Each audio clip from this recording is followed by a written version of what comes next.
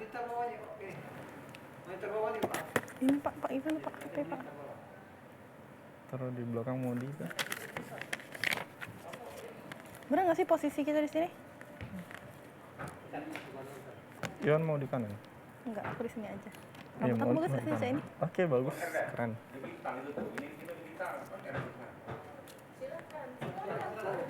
Oke. Halo, selamat sore semuanya. Berjumpa lagi bersama kami dalam program Kampungku. Iya, dari pukul 17.30 sampai 18 waktu Indonesia Barat nanti kita akan membahas tentang kebudayaan, tentang potensi wisata, dan masih banyak lagi hal-hal unik dan seru yang akan kita angkat ke dalam Kampungku selama 30 menit ke depan. Iya, betul sekali. Dan juga diingatkan kembali untuk pemirsa di rumah yang kampungnya ingin diekspos bisa langsung menghubungi nomor yang tertera di bawah ini. Dan juga Yohan, kita tentunya mengingatkan pemirsa di rumah untuk tetap taat terhadap protokol kesehatan, mengingat sekarang Sumatera Selatan udah masuk PPKM level 4. Iya, Kalau semoga di tidak sebelah ada level pedes lain. banget.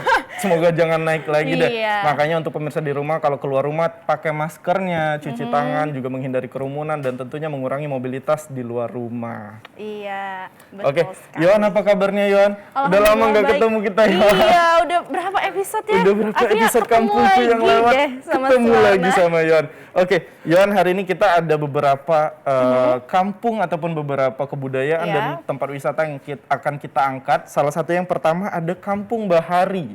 Kampung Bahari. Iya. Kalau Bahari itu selalu ingatnya itu pasti air. gitu Air, kan? karena memang Palembang itu kan banyak sekali sungainya. Iya. Tentunya Kampung Bahari ini ada kaitannya seputar sungai karena lokasinya Iya. memang di pinggir sungai sekarang ya. Ya, namun keunikannya itu bukan tentang sungainya ya, tapi di mana kampung ini itu mengajarkan anak-anak di daerah kampung tersebut untuk belajar bahasa Inggris dan juga bahasa Perancis. Iya, katanya di sana ada beberapa klaster dan juga memang yang menjadi dominan dan menjadi daya tarik tersendiri adalah klaster pendidikannya. Iya. Nah, untuk itu langsung saja kita lihat liputannya tentang Kampung Bahari.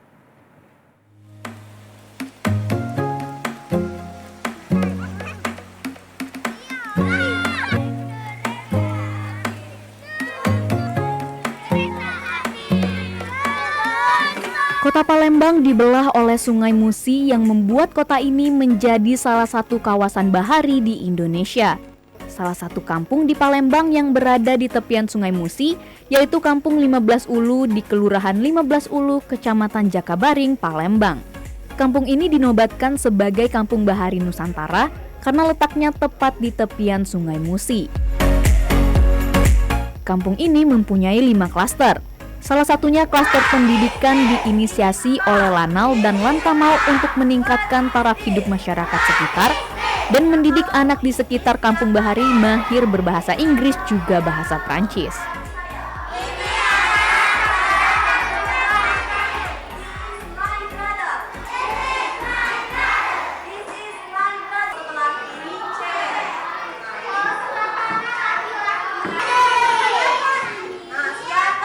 Nah, contohnya kita lihat di sini mereka sekarang lagi belajar bahasa Inggris. Nah, ini adalah kelas. Kita bagi kelas-kelas. Jadi pencapaian mereka sangat signifikan.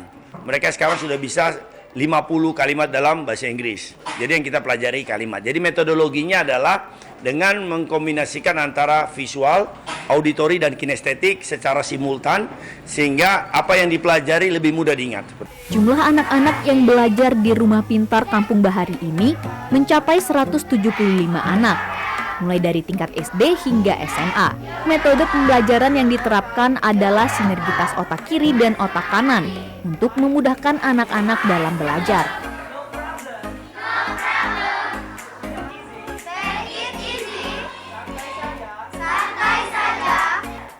Karena metode pembelajaran tanpa menggunakan buku, anak-anak sangat menikmati belajar di Rumah Pintar ini.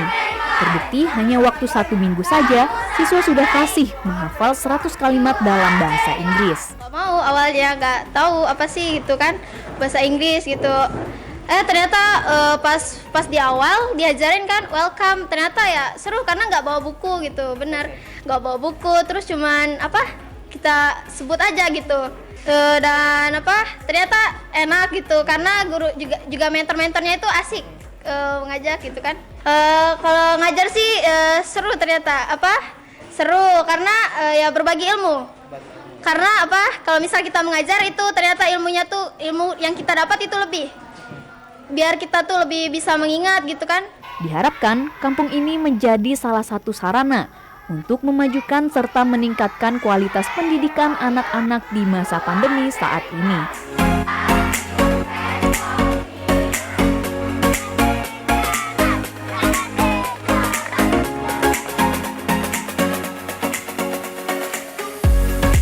Maulana Ishak, Jakinanda, TVRI, Sumatera Selatan.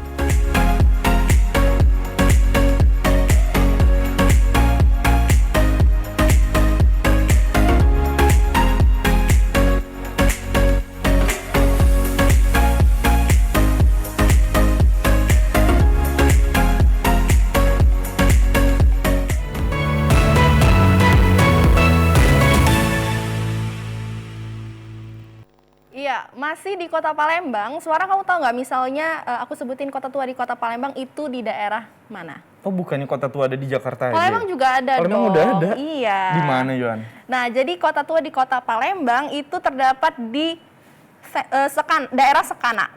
Jadi kamu kalau misalnya ke daerah Sekana itu suka kan ngelihat ada bangunan-bangunan tua yang kalau Masih misalnya kamu banyak perhatikan tulisan-tulisannya ya? ada tulisan fun-funnya gitu. Jadi memang masih masih ada sentuhan unsur Belandanya. budaya Belanda yang lama, Iya. masih banyak tulisan-tulisan Belanda. Betul. Jadi ini juga menjadi saksi bahwa peninggalan dan sejarah bagaimana masyarakat Palembang menghadapi penjajahan Belanda pada saat itu juga, Yohan, ya. Iya, langsung aja kita lihat ya gimana situasi suasana di daerah Sekana. Ya.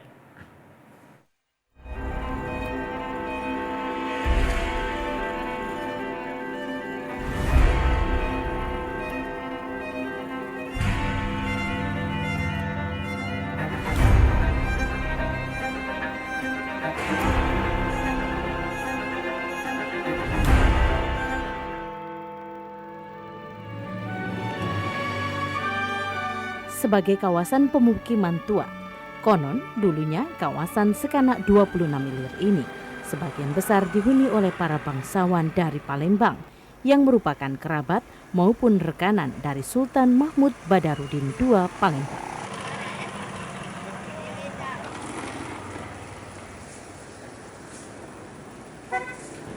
Seperti kota-kota lainnya, Kota Palembang memiliki sejarah panjang peradaban Sriwijaya yang ternyata masih banyak belum diketahui oleh banyak orang, terutama generasi muda. Seperti di kawasan Sekana ini. Saya penasaran dan juga terkejut ternyata kawasan ini dulunya merupakan benteng pertahanan Kerajaan Palembang Darussalam saat melawan penjajahan Belanda. Melalui kampungku saya akan mengajak Anda untuk menelusuri legenda kota tua di kawasan Sekana. Jika memasuki kawasan Sekana, salah satu gedung yang pertama akan Anda lihat adalah Gedung Jacobsen van den Burg yang merupakan saksi dari zaman penjajahan Belanda, Jepang, hingga Indonesia merdeka.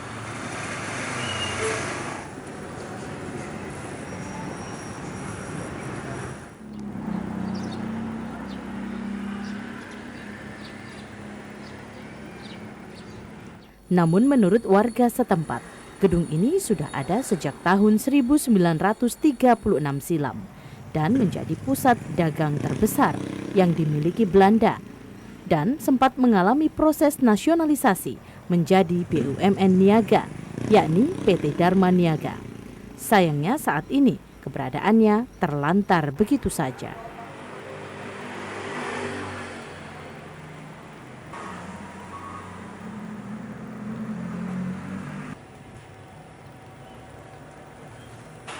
Bahkan di depan gedung dipenuhi oleh para pelaku usaha jasa penawaran sol sepatu kaki lima.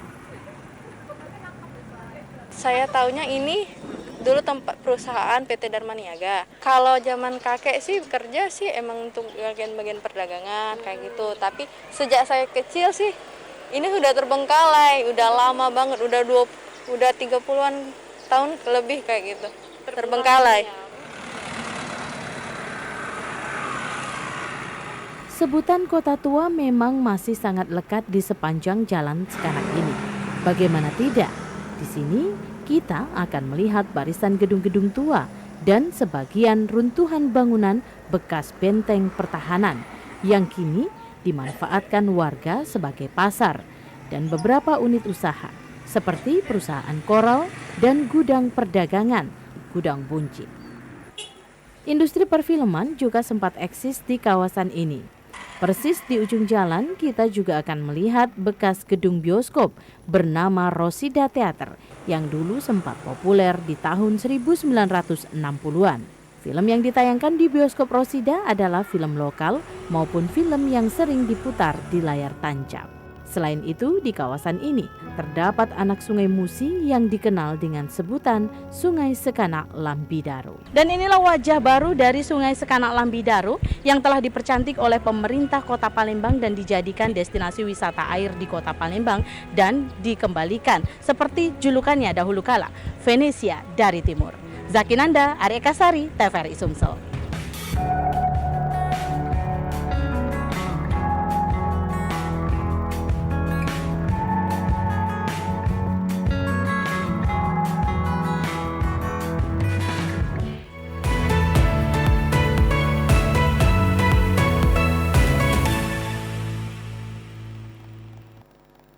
Oke Yon, sekarang kita ke Muara Enim. Ada apa di Muara Enim, tebak? Ada sumber daya alam. Betul sekali, tapi selain minyak dan batu bara, tentunya di Sumatera Selatan rupanya masih banyak sekali sumber daya alam yang bisa diolah oleh masyarakatnya. Salah satunya ini tambang pasir.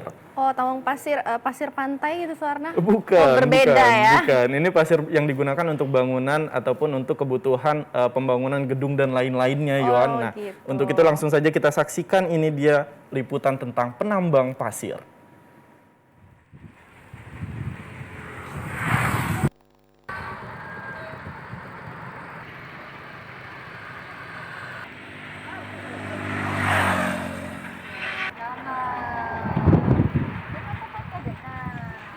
Pangkalan pasir di kawasan Desa Tanjung Raman, Kecamatan Hujan Mas, Kabupaten Muara Enim, sudah beroperasi sejak tahun 80-an. Potensi ini menghasilkan pundi-pundi rupiah bukan saja bagi pemilik usaha pangkalan, tetapi bagi warga sekitar.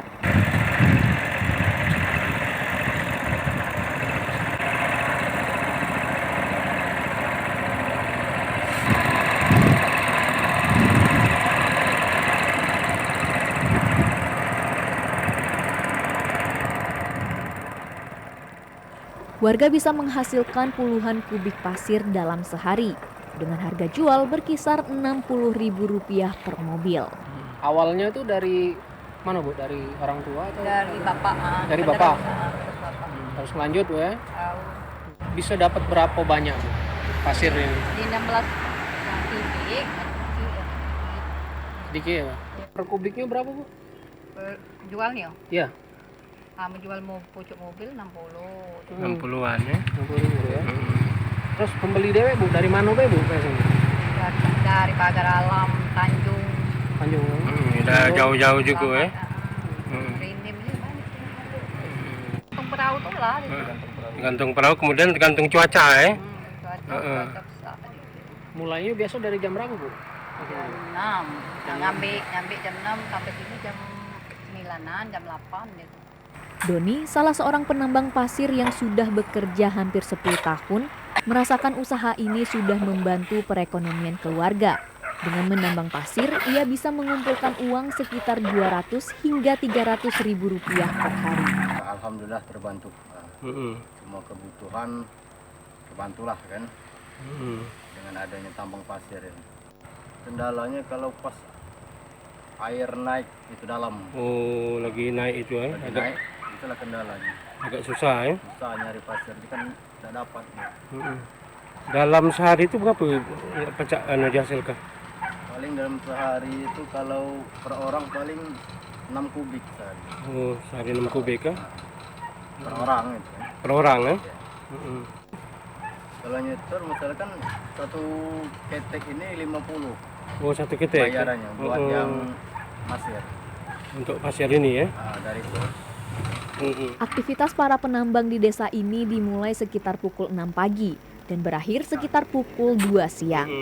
Selain itu, aktivitas warga lainnya yakni dengan mengupas buah kelapa, serta sebagian pekerja membersihkan perahu dari bekas pasir atau menimba sisa air dan memanfaatkan waktu luang dengan memancing.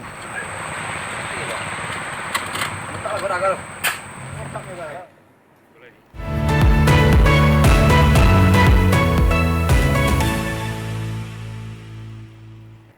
Suwarna, selanjutnya aku mau ngajakin Suara dan juga pemirsa di rumah untuk berjalan-jalan nih.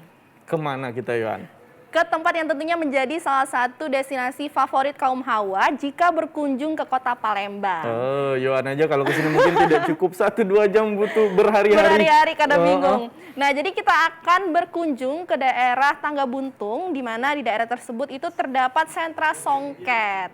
Nah, jadi juga kita bakal melihat nih gimana cara pembuatan songket di sana. Secara langsung. Betul. Langsung aja kita intip gimana situasi di daerah Tangga Buntung. Pak ilang jaga batu, di mana koceng belang, di situ rumah aku. Coba ilang jaga batu, di mana koceng belang, di situ rumah aku. Kawasan Tangga Buntung, tepatnya di Jalan Ki Ranggawira Sartika, Kelurahan 30 Ilir, termasuk salah satu kawasan padat penduduk di Palembang. Di sini, sebagian besar warganya merupakan warga asli Palembang. Pemukiman warga di kawasan ini rata-rata merupakan bangunan lama yang diwariskan dari generasi ke generasi. Begitu juga dengan kerajinan songket di kawasan ini yang merupakan warisan keluarga turun-temurun. Saudara, di Jalan Ki Ranggawira Sartika inilah dijadikan sebagai sentral industri perajin songket di Kota Palembang. Sebelumnya ada 50 pelaku usaha atau perajin songket di kawasan ini. Namun sejak pandemi melanda, penjualan songket di kawasan ini justru turun drastis karena pembeli atau pengunjung yang datang berasal dari luar Kota Palembang. Sebagian besar warga yang bermukim di kawasan ini bermata pencarian dengan berwirausaha.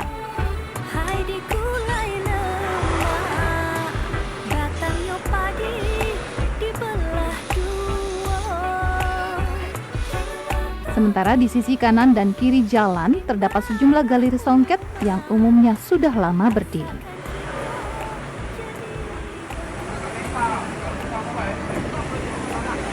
Tidak hanya kain dan busana songket saja, tetapi juga ada jemputan dan batik songket atau batik Palembang, serta cenderamata khas Palembang. Sejumlah galeri menata produk kerajinan mereka sedemikian rupa, dengan rapi, dipercantik dengan lemari pajangan khas Palembang. Bahkan, untuk menarik minat pengunjung, dibangun rumah limas di belakang galeri.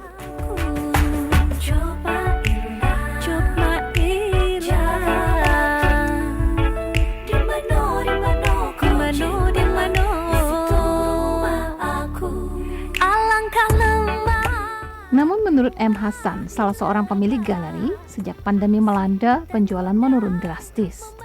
Kita ikut melestarikan songket itu sejak tahun 2005. Kita berkembang dibantu oleh dengan pemerintah juga akhirnya kan. Dulunya kecil sih, hanya 1 orang karyawan, kemudian karena dibantu oleh pemerintah, dibantu promosi, dibantu pelatihan, akhirnya alhamdulillah kita sampai sekarang sekitar ada 30-an orang karyawan kita. Tapi karena pandemi kita terpaksa untuk mengatasi biaya, jadi terpaksa kita rumahkan dulu sementara. Meski demikian, pesanan masih tetap ada, walaupun sangat sedikit dibandingkan sebelum pandemi. Seperti yang diakui pemilik galeri lainnya di kawasan ini. Karena menurunnya pesanan dan pembelian, untuk mensiasati penjualan, mereka terpaksa menurunkan harga jual. Kalau dulu itu pas meneter juga ke dolar 2.000 ke 15.000 kan ya. Oh payah juga itu, tapi nggak sepayah ini. Iya, karena dulu kan cuman ekonomi aja kan ya, orangnya sehat semua. Kalau sekarang mah sudah ekonominya, orangnya juga ya. Jadi ambrek kita. Ya sabar aja, ada yang datang kita layani, gitu aja. Selama pandemi, perajin penenun songket telah dirumahkan akibat omset yang mengalami penurunan. Karena usaha kerajinan ini merupakan bagian dari sektor pariwisata yang sangat terdampak pandemi. Diharapkan usaha ini kembali eksis seperti sebelumnya.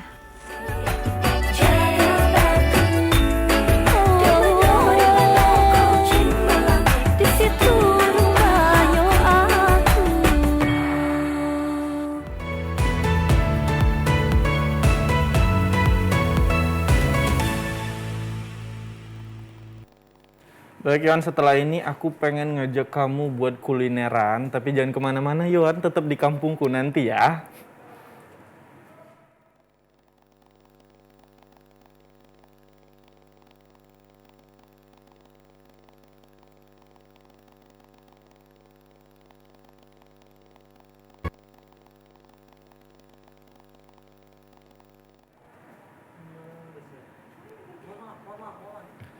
Oke, baik. Yohan, kita langsung lanjut ke informasi selanjutnya. Ini kita akan ngajak pemirsa yang di rumah untuk kulineran bareng di Kabupaten Pali tepatnya. Tepatnya di Talang Pipa. Di sana ada ikan asap. Ikan asap, biasanya ikan sala ya? Ikan sala itu di Banyuasin ya, tapi ini ada di Kabupaten Pali ya? juga. Kita lihat apa yang menjadi perbedaan dan juga kenapa dinamakan segar ulung. Ini dia ikan segar ulung dari Talang Pipa, Kabupaten Pali.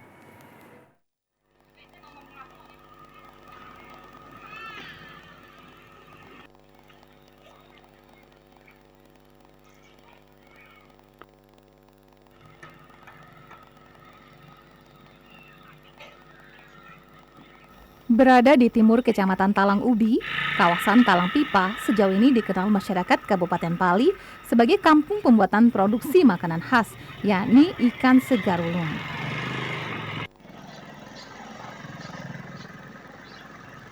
Di Kampung Talang Pipa dengan penduduk mencapai 70 kepala keluarga, terdapat setidaknya 4 perajin ikan segar ulung yang masih aktif.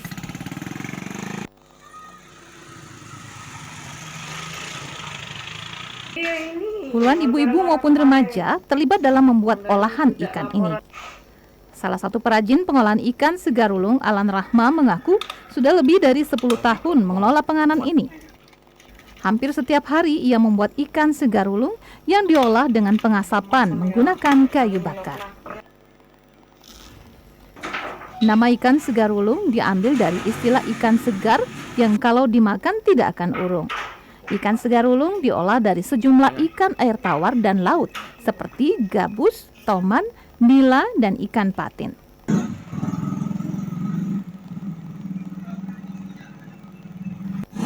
Olahan ikan ini menggunakan racikan bumbu tradisional yang dicampur cabai serta dioleskan di ikan dan diasapkan hingga matang. Ikan patin, gabus, toman, nila. Nah, mana proses pengolahannya? Pengolahan kita beli ikan dulu dari pasar. Sudah itu kita bersihin. Yang sekarang lagi begawe di sini cuma uang 4 per hari. Ikan segar ulung dikenal memiliki cita rasa yang nikmat dan kerap dijadikan penganan khas masyarakat Kabupaten Pali. Biasanya olahan ikan ini dijadikan sebagai oleh-oleh tidak hanya bagi pendatang dari luar kota, tetapi juga warga Pali apabila hendak bepergian ke luar kota.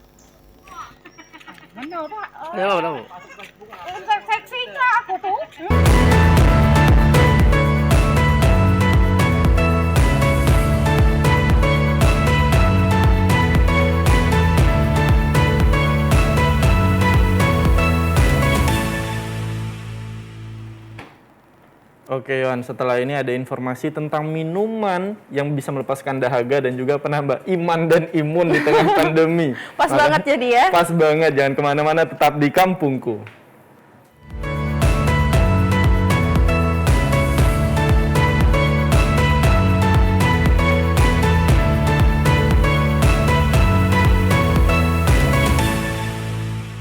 Hai, goyang bambang.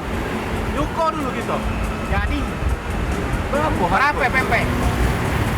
Apa dia? Pempek berapa? Dah ajak maju dengannya. 1,000. Hai, cukup saja dah tadi. Bayu, ambil berapa? Nah, ini cukup. Cukup boleh. Cukup. Oh, membahasa kita ni cukup. Baik. Aku mana ada cukup. Oh, ada cukup. Baik. Aduh. Dengan ni banyak makan. Hai, sesuai badan ni. Baik. Oh, ai. Makan aja tadi. Dem. Ayo, ambil kelah.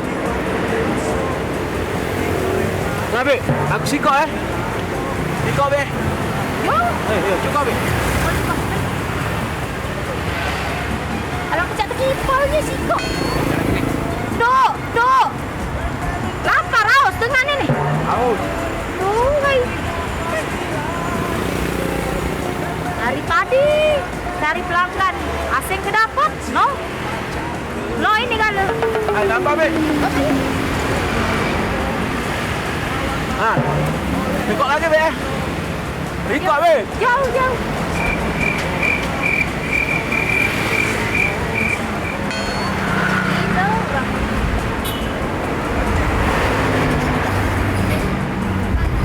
Sudah belum? Kenapa dengan? Sudah. Baik. Kenapa? Cukup apa, Be? Nggak baca. Kamu berdua ini. Mati apaan? Ngapa? Makan 5, ngaku 2. Makan 3, cuka sebotol. Emang ni ambil dia ni, Be? Hah?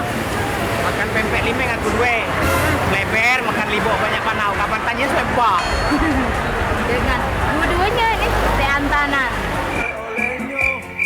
Pempek lenjer sama cukonyo kita makan bersama-sama. Pempek lenjer. Yang duran, payo mampir. Duran, laju. Dah, duran mampir. Oh, dah duran manis main ni.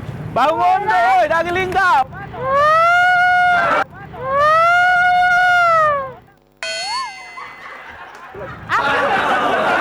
Duran dek, dah ada pulak semangkuk. Ini nah, ambil lah. Habis sih bayar aku nih, pengharis juga. Nah, kalau ini 30, ambil lah 30. Ini 250, tak apa-apa. Oh, lo kemana? Jangan tak berjadian, Be. Mamang ini berjual no. Dah itu. Nah, jangan tak berjadian kita deh. Oh, nah, apa? aku mbak yang ini deh. Kamu yang ini. Nah, alap ini. Nah, berapa? Sikok 2.000. Ya. Sikok 2.000. Kata basah. Ya, tak apa-apa. 2.000 2.000. Jadi ya, belakang mamang ini. Gancang masuk surga. Ayo, tapi ada syaratnya. Tunggu sini. Dah apa lah juga. Ini yang besar ini. Ya, Kunjuk ke 2.000. Ya. Tapi syaratnya adek tunggu di sini. Apa yuk? Adek mamang ke pojok jembatan Ampera itu. Mamang babit ke dari pojok. Sambut. Durennya ya. Kunjuk ke 2.000. Tak basah. Oke, pemirsa kembali lagi dalam Kampungku. Tentunya informasi selanjutnya ini, Yohan, kita tadi sudah singgung sedikit tentang minuman pelepas dahaga di tengah pandemi juga bisa meningkatkan imun tentunya. Iya, apalagi di jam-jam sekarang tuh cocok banget ya minum bener banget, Yohan. Dogan. Yohan udah tahu belum ada di mana? Di Simpang Dogan dong. Betul, Dogan ada di Simpang Dogan. Dogan. Dan juga memang suasananya di sana itu sangat mendukung sekali untuk menghabiskan waktu di sore hari bersama keluarga dan juga orang-orang tersayang. Iya, ini langsung saja kita saksikan liputannya Dogan di Simpang Dogan.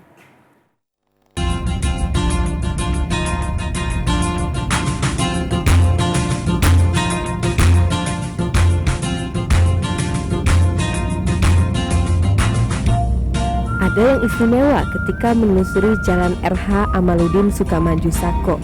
Terdapat banyak kelapa muda atau yang biasa dikenal masyarakat Palembang dengan Dogan. Di sepanjang titik pertemuan simpang jalan ini dengan Jalan Kopral Anwar dan Jalan Perumnas Raya, sehingga kawasan ini dikenal sebagai Simpang Dogan. Suasana Simpang Dogan yang rindang menjadikan kawasan ini sebagai tempat favorit warga untuk singgah.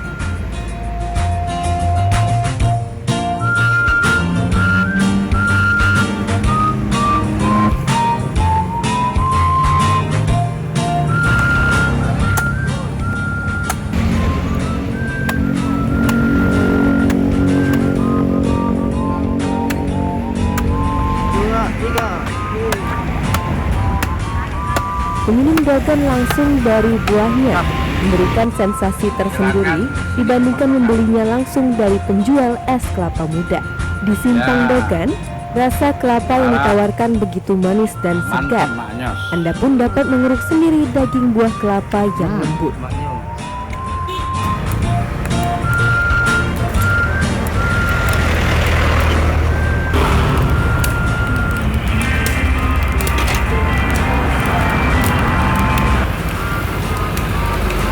Salah satu menu unik di Simpang Dogan ini ialah dogan bakar. Buah kelapa muda dibakar selama 2 jam hingga warna kulit kelapa coklat kehitaman. Dogan bakar ini dipercaya memiliki banyak khasiat seperti menyembuhkan gangguan ginjal. Dogan-dogan ini dipasok dari daerah jalur Banyuasin. Di masa pandemi, dogan banyak dicari para warga untuk meningkatkan imun tubuh. Yati, penjual dogan di Simpang Dogan selama 16 tahun ini, bercerita penjualannya meningkat pesat. Pertama tuh jalan tikus ini kan jalan tikus tadinya. Uanglah jualan dogan. Nah, jadi dikata ke ialah Simpang Dogan. Sekarang ini karena Covid, yang paling diminati ialah dogan hijau yang itu tadi, yang obat, terus itu kedua dogan bakar. Pengunjung Simpang Dogan tak hanya warga yang tinggal di Sako, tetapi juga dari seluruh daerah di kota Palembang. Dengan berkembangnya kawasan Simpang Dogan ini, warga meminta pemerintah mencanangkan kawasan ini sebagai tempat wisata di kota Palembang dengan memberikan fasilitas yang lebih baik. Ya, sebagusnya pemerintah ini ya apa salahnya ya warga-warga pengusaha sini ya kasih modal apa gimana supaya bisa berkembang, karena ya beliau-beliau ini saya perhatikan ya kebanyakan kekurangan modal. Fasilitasnya boleh-boleh juga kalau misalnya pemerintah diberi bantuan untuk dibangun sedikit-sedikit kan supaya lebih nyaman.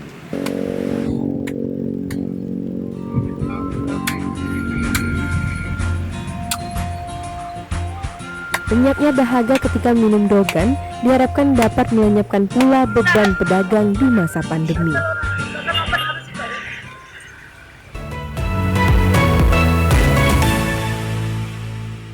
Ya Suwarna, selanjutnya kita akan berkunjung ke Waterblue. Kamu tahu nggak Waterblue? Tahu dong, ini salah satu destinasi wisata yang pengen sekali saya kunjungi nanti setelah pandemi berakhir. Tepatnya dia di Desa Jarai, Di Kecamatan Jarai. Kecamatan Jarai, Desa Serambi di Kabupaten Lahat. Ini ada wisata air yang katanya airnya biru banget karena langsung dari mata air dari Gunung Dempo. Iya, pasti di sana sejuk banget ya. Sejuk banget, langsung saja. Ini dia keindahan dari Waterblue.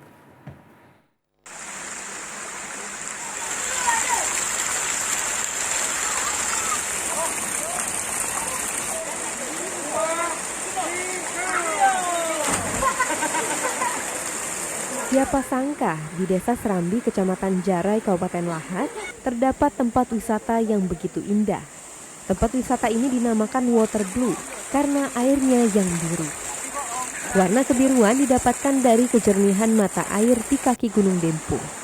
Untuk menjangkau tempat wisata ini, diperlukan kendaraan khusus.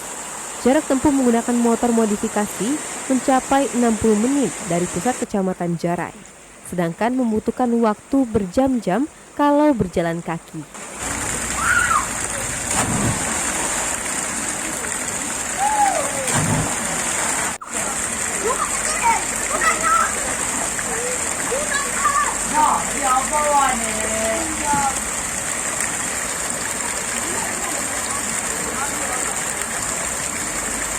Sebelum tiba di lokasi, ada sebuah pemukiman yang dinamakan Talang Gumai. Di sini tempat petani kopi bermalam dan memetik hasil bumi. Saat musim panen kopi tiba, penduduk di Talang itu ramai, sehingga banyak anak-anak dari Kecamatan Jarai menikmati pesona bermain di Waterblue.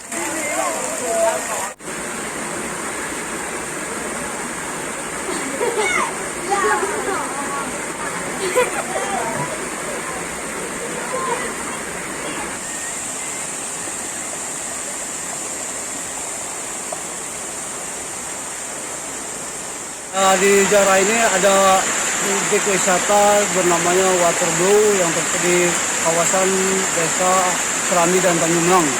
Suasana alam ini sangat alami, terdiri samping di dekat gunungan, airnya sangat biru sekali. Dinamakan air Waterblue ini karena air ini merupakan sumber dari pegunungan yang sangat jernih sekali. Akses jalan yang masih berbatu membuat hanya pengunjung tertentu saja yang datang. Padahal tempat ini sangat cocok bagi mereka yang hobi berpetualang. Meski harus bersusah payah mencari lokasi, rasa lelah akan terbayarkan dengan menikmati udara dan kesegaran air dari Waterblue.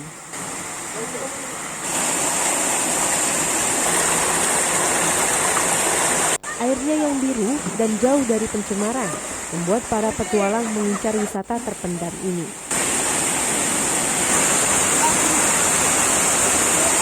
Warga setempat berharap pembangunan akses jalan menuju ke lokasi wisata Waterblue dapat terwujud, sehingga masyarakat akan merasakan manfaat dari potensi alam yang indah untuk memajukan ekonomi kerakyatan dalam bidang pariwisata. Ya pemirsa TVRI, saat ini saya berada di air Waterblue atau yang sering disebut masyarakat di sini Waterblue. Memang Waterblue ini merupakan potensi wisata yang sangat bagus sekali di Kecamatan Jarai, karena Waterblue ini memiliki air yang biru. Air itu berasal dari pegunungan Gunung Dempo yang keluar dan airnya memang sangat jernih sekali.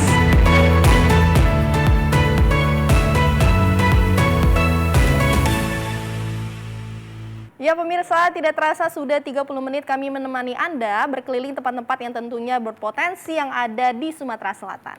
Dan jangan lupa saksikan terus Kampungku setiap hari Selasa pukul 17.30 sampai 18 waktu Indonesia Barat. Dan untuk pemirsa yang ingin kampungnya diekspos, boleh hubungi langsung ke nomor yang di bawah ini. Dan juga kami ingatkan kembali untuk selalu menjaga protokol kesehatan ya, Suwarna. Akhir kata, saya Yonus Mir. Saya Suwarna Arman Putra. Pamit undur diri, terima kasih dan sampai jumpa. Wassalamualaikum warahmatullahi wabarakatuh.